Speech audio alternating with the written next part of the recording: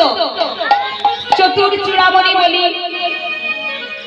কৃষ্ণকে আমরা চতুর চূড়ামণি বলি। তো চতুর চাতুরালি করে খেলা খেলতে খেলতে প্রতিটি সখার বদন চুম্বন করছেন বাবা। প্রতি সখার বদন চুম্বন করতে করতে শেষে গিয়ে সুবলের বদন চুম্বন করলেন। সুবলের বদন চুম্বন করতে গিয়ে চমকে উঠলেন। কেন? এত সখা আছে, কোন সখার বদন চুম্বন করে তো গোবিন্দ আমার চমকে উঠলেন না। তাহলে কেন সুবলের বদন চুম্বন করতে গিয়ে চমকে উঠলেন? কেন জানো না? ওই সুবলের বদন আর আমার রাধা বদন একত্রিত প্রায়,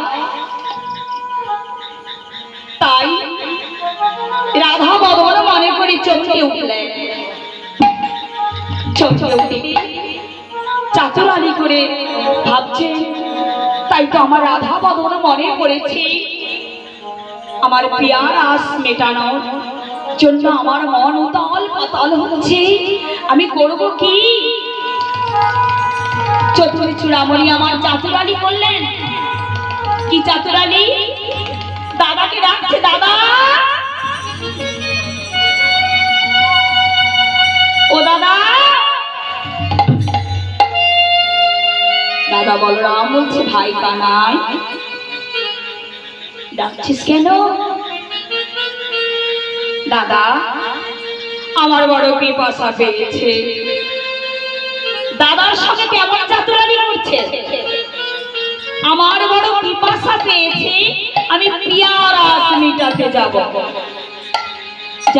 যদি কারোর পিপাসা পায় তাহলে সে পিপাসার আস মেটানোর কথা বলবে। দাদাকে বলছে, দাদা আমার পিপাসা পেয়েছে, আমি পিয়ার আস মেটাতে যাব। ভাইয়ের চাতুরালি দাদার কর্মগোচর না করে বললেন, বল আর কি বলবি? দাদা আমার এই ধেনু অশ্ব গাভীর অশ্বগুলো তুমি দেখো, আমি ওই যমুনার কিনারে গিয়ে আমি পিয়ার আস মিটাই আসি। এই বলে করিলেন কি চতুর চূড়ামণি আমার আপনার ধেনু সবার